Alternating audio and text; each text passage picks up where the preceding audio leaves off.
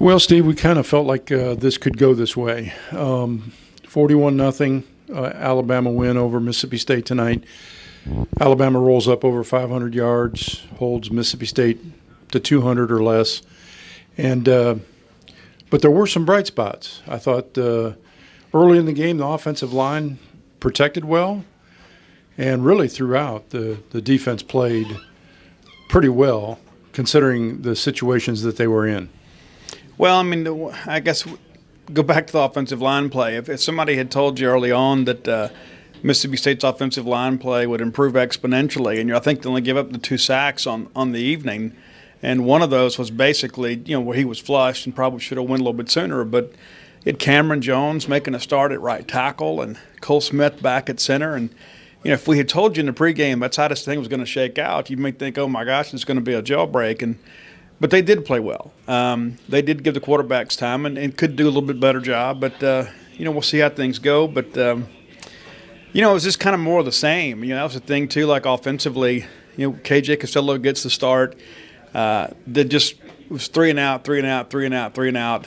And then he gets knocked out of the game, and we hope that he's okay. But Will Rogers comes in, very first offensive snap. Jaquavius Marks gets loose and gets a first down, and we kind of snickered about that at the half. I said, I know how Joe message board guy is going to be. I said, see what happens, you put Will in the game.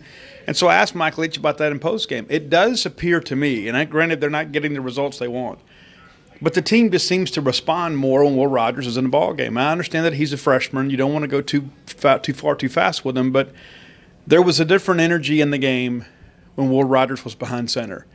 He ran for 11 yards on that 3rd and 10 play and extended the drive and gets down there and has had the worst luck. And Mike Leach even joked, he said, I think we lead the country in that of interceptions that go off of our receivers' hands. We had another one that Osiris Mitchell has it, and then Dylan Moses rips the ball away. And, I don't know if it's a strength and condition thing or a want-to thing or whatever, but the bottom line is it's another opportunity there for State to get in the end zone and you can't complete the play.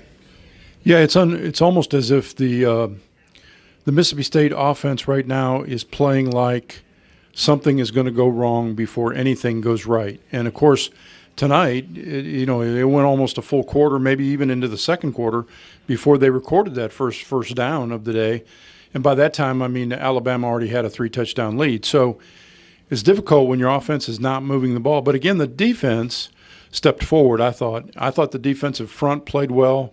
I thought that overall, despite giving up 500 yards, they were under the gun the whole game and really turned in a pretty good game.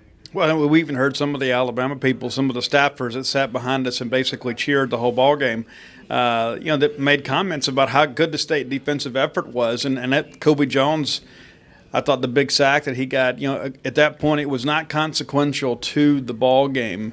But I think it kind of speaks to who he is as a leader for this team. But he battled in there and got that sack and were able to get off the field. And maybe there's something you kind of build from there. But the bottom line is we can talk about defensive play, we can talk about special teams, we can talk about penalties, and we got to get in the end zone. And it doesn't matter who we're playing.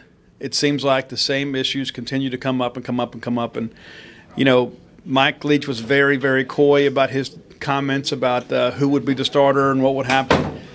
Let's just go ahead and call it right now. Will Rogers going to start against Vanderbilt. I think it's pretty safe to say that's the best thing for the team right now. Yeah, even though it seems like everybody's 100%, at least I think that's what Coach said after the game, that, we're all 100% around here. Well, maybe, but some are probably a little more 100% than others. You're right. I think Will Rogers does give them a little bit of a spark. I do think that, he inspires the rest of the team to play hard, at least on offense. At this point, though, the production just isn't there. Not getting in the end zone, as you mentioned. And I have a feeling that once that happens, once they can do something offensively, I think it's going to give the defense even more reason to play well. Yeah, I think you're right there. And that's one of those things you begin to think about. Oh, my gosh. Thanks. All right. Well, it's been that kind of night. Yeah, even when we have something positive going, somebody from Alabama gets in the way. But we're out here just trying to make it work. But that'll make the blooper reel. But anyway, I guess we'll need to wrap it up. But yeah, the bottom line is Will Rogers needs to start. The Bulldogs need to get in the end zone. Maybe we need to get some non-offensive touchdowns to kind of get the crowd into it next week. But we're going to need you to be there when State plays Vanderbilt next Saturday. Yeah, one thing we did not talk about, you mentioned about the injury to KJ. We also had Marks get hurt late in the game. Could be a difficult situation moving forward. We got to have some guys that can play. We're starting to run low on numbers. Yeah, for sure. And Marks and Castillo both left the field straight to the locker room. They didn't return, so it's part of the deal. Yep. Stay with us. 247. We'll be covering Mississippi State football moving forward. Hopefully nobody else comes in.